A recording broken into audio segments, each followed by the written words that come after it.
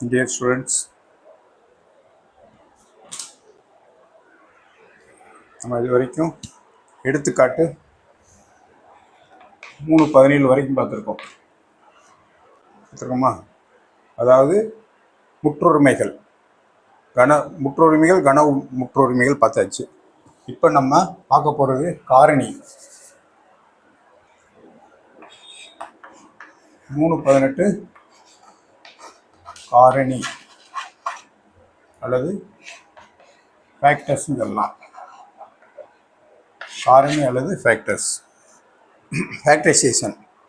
இது எல்லாமே நான் மனப்பாடம் பண்ணிக்கணும்னு சொன்னேன்ல, அதாவது மனப்பாடம் அதில் வந்த உதாரணம் தான் அது போக வேறு ஒரு உதாரணம் டிஃபிகல்ட்டானதையும் போடுவோம். எடுத்துக்காட்டு 3.18 என்ன? 4x² y + 8xy. இது என்னன்னா பொது காரணி, ஓர் உறுப்பு பொது காரணி. படித்தோமா மனப்பாடத்தில்? ஓர் உறுப்பு பொது காரணி.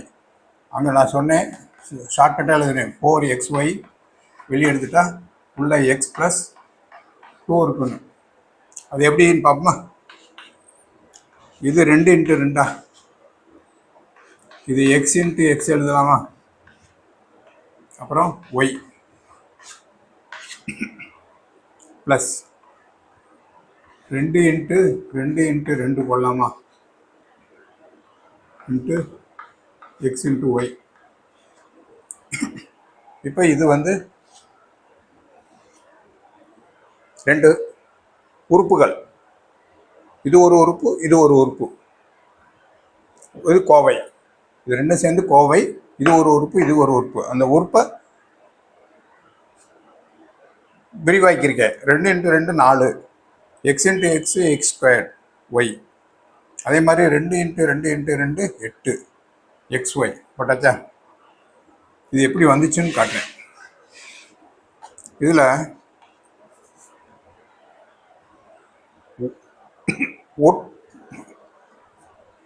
பொது காரணி என்ன? ஓர் உறுப்பு பொது காரணி. ஓர் உறுப்பு பொது காரணி படிக்கணும். ஓர் பொது காரணின்னு பார்த்தோம். இதில் எது காரணி? இங்கே 2 இருக்குது, இங்கே 2 இருக்குது, இங்கே 2 இருக்குது, இங்கே 2 இருக்குது, இங்கே x இருக்குது, இங்கே x இருக்குது, இங்கே y இருக்குது, இங்கே y இருக்குது. சரியா? இப்போ 2 × 2 × x × y ரெண்டுக்கும் பொதுவானதாக இருக்கா? இங்கே 2, இங்கே 2, இங்கே 2, இங்கே 2 இருக்குது. இந்த 2 விட்டுருங்க. இங்கே 2 இருக்குது, இங்கே 2 இருக்குது. இங்கே ஒரு x இருக்குது, இங்கே ஒரு x இருக்குது, இங்கே ஒரு y இருக்குது, இங்கே ஒரு y. இதெல்லாம் என்னது?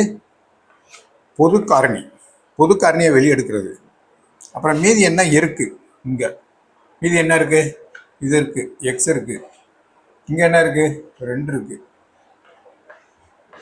முடிஞ்சா? இப்போ 4xy × x + 2 வந்துருச்சா?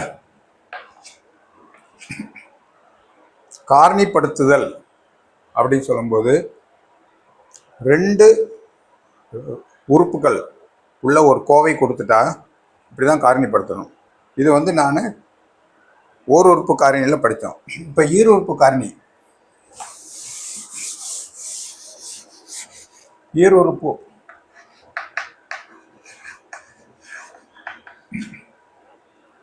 ஈர் உறுப்பு காரணியில் ஒன்று பார்ப்போம். அது வந்து எடுத்துக்காட்டு 3.19 என்ன படித்தோம்? 2x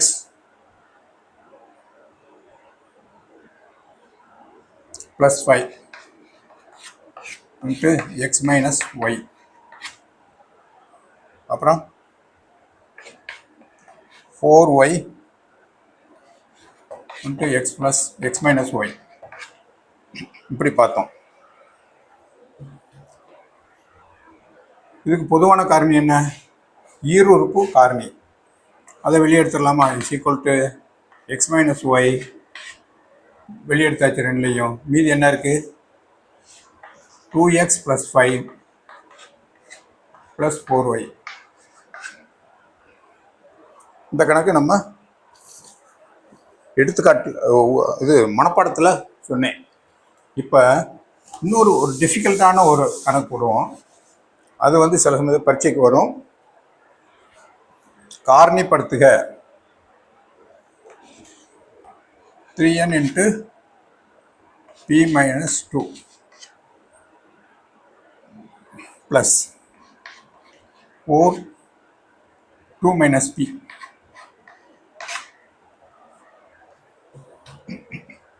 இப்படி கொடுத்து காரணிப்படுத்துங்கன்னா இது ரெண்டும் ஒரே உறுப்பா?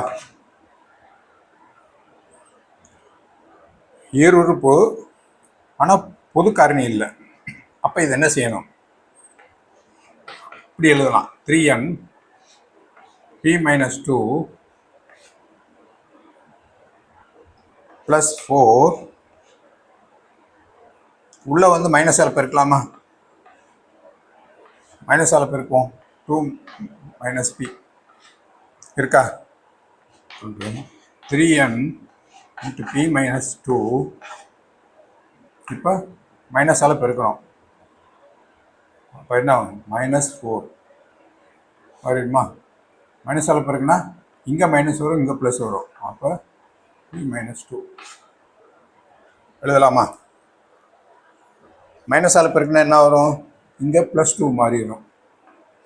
இங்கே சரி, இங்கே ப்ளஸ்ஸாக இருக்கிறதுனால அது -2 மாறும். இங்கே -p இருக்கிறது +p மாறிடும். சரியா? மைனஸால் பெருக்குனா பெருக்கி பாருங்க. மைனஸ், அதாவது குறையும் பெருக்குனா என்ன வரும்? நிறை வரும். மிகை வருதா? குறையும் மிகையும் பெருக்குனா குறை தான் வரும். அந்த ஃபார்முலா வருதா? அப்போ இந்த மைனஸ் எடுக்கும்போது இது என்னவா மாறுது? மைனஸாக இருக்கிறது ப்ளஸ்ஸாக மாறிடுது, ப்ளஸ்ஸாக உள்ளது மைனஸாக மாறிடுது. இப்போ பாருங்கள், ரெண்டும் பொதுவான ஈருறுப்பு காரணி ஆயிருதா? இது ஒரு காரணி, இது ஒரு காரணி, பொது காரணி. ரெண்டும் பொது காரணி. இப்போ பொது காரணி எடுத்துடலாமா? p - 2 மீதி என்ன இருக்குது? 3n - 4. சரியா? நீங்கள் என்ன செஞ்சிருவீங்க? இது ரெண்டும் பொது காரணின்னு நினச்சிட்டு +4 போட்டுருவீங்க இந்த இடத்துல. அது தப்பு. முதல்ல மைனஸ் போட்டு உள்ளதை பெருக்கணும். பெருக்கினா ஆட்டோமேட்டிக்காக p - 2 மாறும். p இந்த பக்கம் வரணும், -2 இந்த பக்கம் வரணும். அப்போ தான் பொது காரணி ஆகும். பொது காரணியை வெளியே எடுத்துட்டா இந்த இது வந்துடும். சரியா? ரொம்ப சிம்பிள் தானே. இது ஈருறுப்பு காரணி.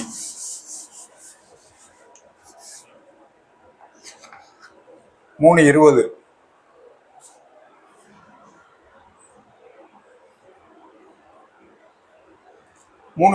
காரணி, அதாவது என்ன சொல்லியிருக்கேன்? ஒன்றாக சேர்த்து காரணிப்படுத்துதல். x² + yz + xy + xz.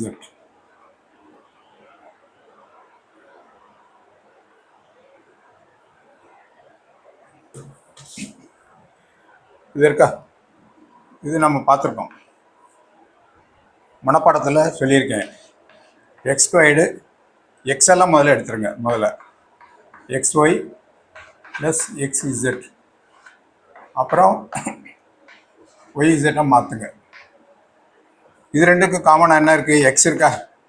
இது x × x அப்படின்னு வருமா? அப்போ எக்ஸை வெளியே எடுத்துருங்க. உள்ள என்ன வரும்? x + y. எக்ஸை வெளியே எடுத்துட்டா இப்போ மல்டிப்ளை பண்ணுங்க. x² xy வந்துடுதா? அதுதான் ஒரு தடவை மல்டிப்ளை பண்ணி பார்த்துக்குங்க. இங்கே என்ன இருக்கும்? ரெண்டு காமன் z இருக்குது. அப்போ x + y காமன் ஆயிருதா? இப்போ இது ரெண்டும் பாருங்கள், ஈருறுப்பு மாதிரி ஆயிருதா? அதாவது ஒன்று சேர்த்து இந்த ஒன்று சேர்க்கணும். எக்ஸு, இந்த எக்ஸ் இங்கே, xy இங்கே வரணும், xz இங்கே வந்துடணும். இப்படி ஒன்று சேர்த்து காரணிப்படுத்துறது சேர்த்துட்டோமா, இது இங்கே கடைசி போயிடும். ஏன்னா இசட் இங்கே இருக்குது. சேர்ந்துட்டு இதில் வந்து 2 எக்ஸ் இருக்குது, அதை வெளியே எடுத்துகிறோம். இங்கே இசட் இருக்குது, அந்த இசட்டை வெளியே எடுத்துகிறோம். எடுத்தோன்னா இனிமேல் என்ன செய்யணும், இது ஈருறுப்பு காரணி மாதிரி, ஈருறுப்பு பொது காரணி. எக்ஸ் ப்ளஸ் ஒய், மீதி உள்ளது எக்ஸ் ப்ளஸ் இசட். சரியா? ஒன்று சேர்த்து காரணிப்படுத்துதல். இது நம்ம வந்து மனப்பாடத்தில் படிச்சிட்டோம், அதனால் டீட்டெயிலாக சொல்லலை. இப்போ 3 21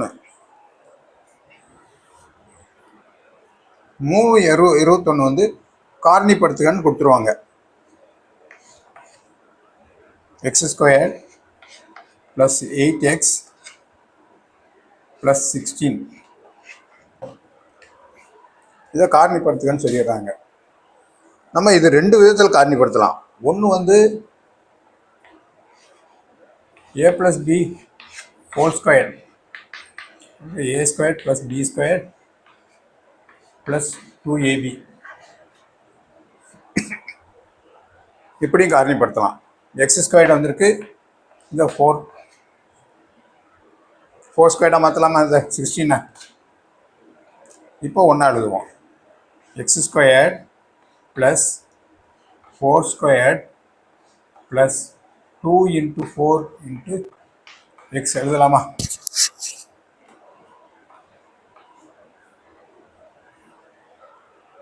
இந்த இது அப்படியே எழுதலாமா? இப்போ எக்ஸ் கிட்ட என்ன இருக்குது, ஏ இருக்குது.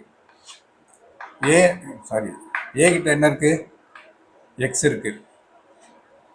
போட்டுடலாமா? பி என்ற இடத்துல என்ன இருக்குது, 4 இருக்குது. இதாங்க காரணி. முடிஞ்சா? இந்த ஃபார்முலா நமக்கு தெரியும், ஃபார்முலா எழுதி வச்சுக்கோங்க. இந்த ஃபார்முலாவுக்கு இதை மாத்திரம், எதை மாத்திரம், இந்த இதை மாத்திரம். x², இது b²க்கு 4² கொண்டு வந்துடுறோம். இது 2 × 4 × x, 2 a இங்கே வேணால் போட்டுங்க. a = x, b = 4, x + 4. இப்போ a என்ற இடத்துல x போட்டிருக்கோம், b என்ற இடத்துல 4², அப்புறம் 2 × a + b, ax b 4. சரியா? இந்த ஃபார்முலா வந்துருச்சுல்ல. அப்போ இப்படி பண்ணுறதுக்கு பதிலாக a என்ற இடத்துல எக்ஸும் b என்ற இடத்துல 4 போட்டு ஸ்கொயர் பண்ணிடலாமா? அப்போ இது ஃபேக்டர் என்ன, x + 4 × x + 4. 2 ஃபேக்டர், 2 காரணிகள். புரியுதா? 2 காரணிகள் வந்தது. இதே கணக்கை இதில் போடலாம். சமன்பாடு பார்த்தோம்ல, சமன்பாடில் இருபடி சமன்பாடு என்ன பார்த்தோம்,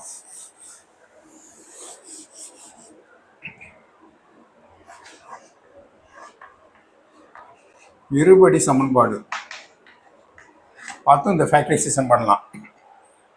இருபடி சமன்பாடு என்ன பார்த்தோம், அதுக்கு ax² + bx + c = 0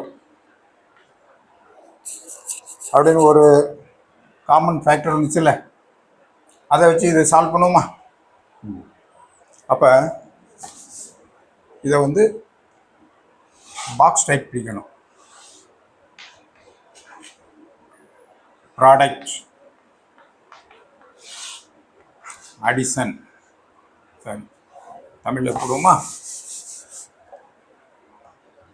தமிழில் போடணும்னா பெருக்கல், அடுத்து இங்கே கூட்டல்.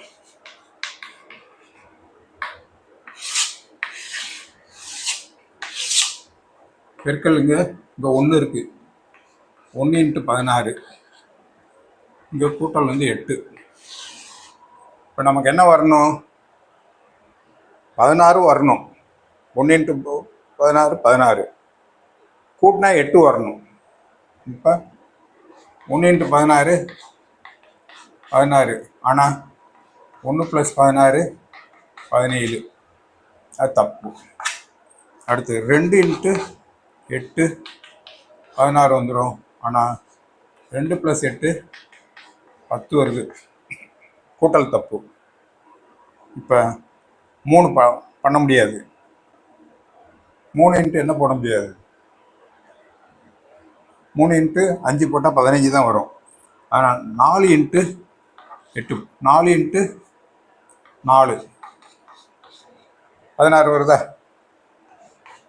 4 + 4 = 8 வருதா? ஆக இங்கே 16 வந்துருச்சு, 8 வந்துருச்சு. இப்போ இந்த கணக்கை எப்படி எழுதுறேன்னு பாருங்கள். x² + 8x + 16 என்பது = x² + 4x + 4x + 16 கொள்ளாமா? 8xஐ 4x + 4x மாற்றிருக்கேன். ஏன் மாற்றினேன்னா இங்கே டோட்டல் போடும்போது கரெக்டாக வந்துடுது. இதுவும் பெருக்கலும் 16 வந்துருச்சு, கூட்டல் 8 வந்துருச்சு. அப்போ இந்த இது தான் அப்ளை பண்ணுறோம். இது ரெண்டாக பிரிச்சுறோமா? இப்போ எக்ஸை வெளியே எடுக்கிறோம். எக்ஸ் ப்ளஸ் என்ன இருக்குது உள்ள 4 இருக்கா? இந்த இதுக்கு 4ஐ வெளியே எடுக்கிறோம்.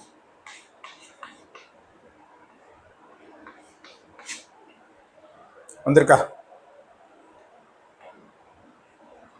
எக்ஸை வெளியே எடுக்கிறோம், எக்ஸ் + 4.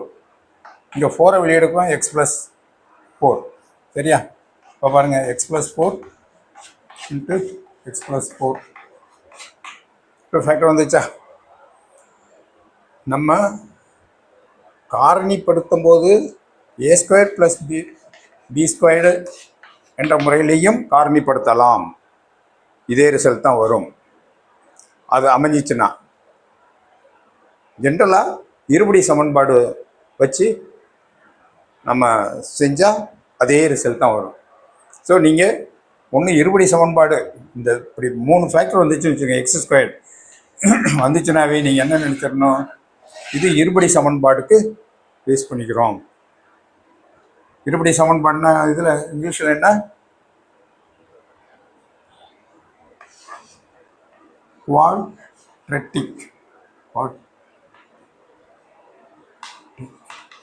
Quadratic equation. இருபடி சமன்பாடுனா குவாட்ரட்டிக் ஈக்குவேஷன். குவாட்ரட்டிக் ஈக்குவேஷனுக்கு தான் இந்த ஃபார்முலா சொன்னேன். இது மாறிலி மாறிலி மாறிலி, இங்கே 1 என்ற மாறிலி இருக்குது, இங்கே ஒரு மாறிலி இருக்குது, இங்கே ஒரு மாறிலி, x² xன்னு வரும். சரியா? இப்படி ஒவ்வொரு கணக்கையும் 2 முறையில் செய்யலாம். நீங்கள் காரணிப்படுத்துக்கன்னா இப்படியும் பண்ணலாம், அப்படியும் பண்ணலாம், தப்பே கிடையாது. உங்களுக்கு ரிசல்ட் வந்துருக்கு பாருங்கள், x + 4ன்னு வந்துருச்சா? அதான் என்னது, 3 23 காரணிப்படுத்துகள் 49 x² - 64 y². இப்படி இருக்கு. இது பார்த்தவனையே நமக்கு தெரியும், a² - b² = a + b × a - b. ஒரு கணக்கை பார்த்த உடனே இது எங்கேயோ பார்த்த மாதிரி இருக்கே அப்படின்னு, அதாவது மனப்பாடத்தில் படித்த ஃபார்முலா இருக்குல்ல, அது ஞாபகத்துக்கு வரணும். இந்த கணக்கை பார்த்த உடனேயே இது ஏன்னு வச்சுக்கோங்க, இது பி. எல்லாத்தையும் எப்படி பார்க்கணும்னா ஏ பி அப்படின்னு பார்த்துக்கணும். இது ஏ, இது பி, அப்போ a² b². அப்போ இந்த ஃபார்முலா டக்குன்னு வரணும்.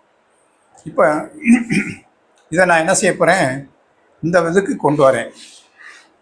இந்த இது கொண்டு வந்தால் இந்த காரணி வந்துருமா?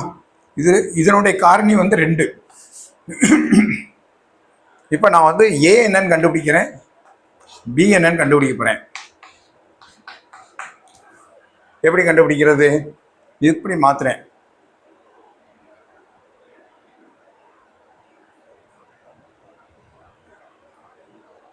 பாருங்க,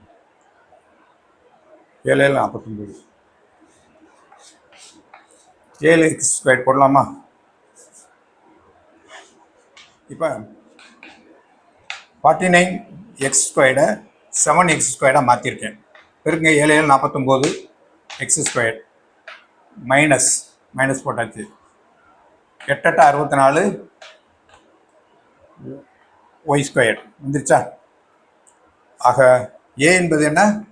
7x, பி என்பது 8y. சரியா? இப்போ இந்த ஃபார்முலா போடுறோம். It's equal to 7x plus 8y into 7x minus 8y. 2 factor ஆயிடுச்சா? இப்படி கணக்கை புரிஞ்சு செஞ்சோம்னா இந்த பார்த்த உடனே ஏ ஸ்கொயர் மைனஸ் பி ஸ்கொயர் வருது அப்படின்னு நீங்கள் தெரிஞ்சுக்கணும். இங்கே போச்சு தெரிஞ்சே செய்யுங்க. ஓகே, அடுத்த கிளாஸில் மீதி பார்ப்போம். தேங்க்ஸ்.